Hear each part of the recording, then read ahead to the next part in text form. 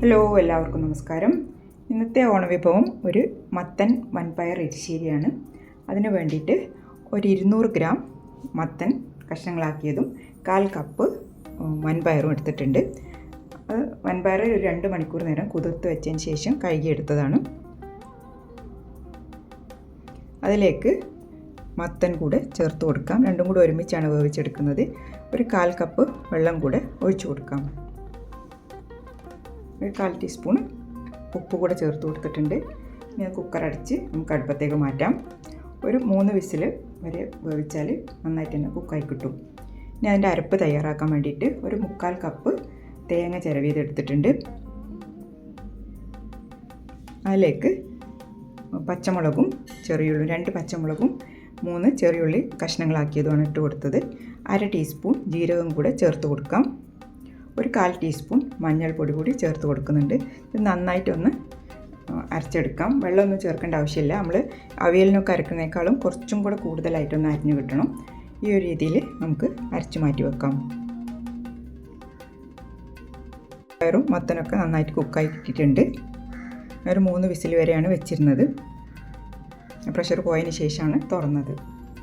ഇനി അതിൽ കുറച്ചൊരു വെള്ളം ഉണ്ടായിരുന്നു. അതൊന്ന് വറ്റാൻ വേണ്ടിയിട്ട് കുറച്ച് നേരം കൂടെ ഒന്ന് ഫ്ലെയിമിൽ വെക്കണം. അപ്പോൾ ഉപ്പ് നോക്കിയപ്പോൾ കുറച്ച് കുറവുണ്ടായിരുന്നു. ഒരു 1/4 ടീസ്പൂൺ ഉപ്പ് കൂടെ ഞാൻ ചേർത്ത് കൊടുത്തിട്ടുണ്ട്. വെള്ളം ഒന്ന് വറ്റി വരുമ്പോൾ നമ്മൾ അരപ്പ് ചേർക്കുക. വെള്ളം വറ്റി വന്നിട്ടുണ്ട്. അതിലേക്ക് ഇനി അരപ്പ് ചേർത്ത് കൊടുക്കാം. ഈ ഒരു റെസിപ്പി ട്രഡീഷണൽ രീതിയിലുള്ള റെസിപ്പിയൊന്നുമല്ല. ഞാൻ സ്ഥിരമായിട്ട് ഉണ്ടാക്കുന്ന ഒരു റെസിപ്പിയാണ്. എല്ലാവരും ഇങ്ങനെ തന്നെയാണ് ഉണ്ടാക്കുക എന്ന് എനിക്കറിയില്ല. നല്ല ടേസ്റ്റി ആയിട്ടുള്ളൊരു എരിശ്ശേരിയാണിത്. നന്നായിട്ടൊന്ന് മിക്സ് ചെയ്യാം. നന്നായിട്ടൊന്ന് ചൂടായി വരാൻ വേണ്ടിയിട്ടൊന്ന് കുറച്ച് നേരം മൂടി വെക്കാം. ഒരുപാട് നേരം തിളക്കേണ്ട ആവശ്യമൊന്നുമില്ല. ജസ്റ്റ് നന്നായിട്ടൊന്ന് ആവി കയറി വന്നാൽ മതി. ഇപ്പോൾ നന്നായിട്ട് ആവിയൊക്കെ കയറി റെഡിയായി വന്നിട്ടുണ്ട്. ഇനി നമുക്കിത് തീ ഓഫ് ചെയ്തതിന് ശേഷം മൂടി വെക്കാം. എരിവിൻ്റെ അളവൊക്കെ ഓരോരുത്തർ ഇഷ്ടം പോലെ ചേർക്കാം. ഞാൻ എൻ്റെ പച്ചമുളകിന് എരിവുള്ളതുകൊണ്ടാണ് ഞാൻ 2 എണ്ണം ചേർത്തത്. 1.5 ടേബിൾ സ്പൂൺ വെളിച്ചെണ്ണ ഒഴിച്ച് കൊടുത്തിട്ടുണ്ട്. അതിലേക്ക് 1 ടീസ്പൂൺ കടുക് കൂടെ ചേർത്ത് കൊടുത്തിട്ടുണ്ട്.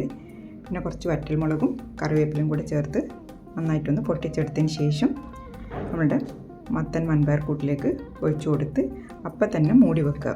ഇങ്ങനെ മൂടി വെച്ചാൽ വെളിച്ചെണ്ണേൻ്റെ ഒക്കെ നല്ലൊരു ഫ്ലേവറും രുചിയൊക്കെ എരിശ്ശേരിയിലൊക്കെ കിട്ടും. അതിന് വേണ്ടിയിട്ടാണ് അങ്ങനെ ചെയ്യുന്നത്. ഞാനൊരു സെർവിങ് പ്ലേറ്റിലേക്ക് മാറ്റിയിട്ടുണ്ട്.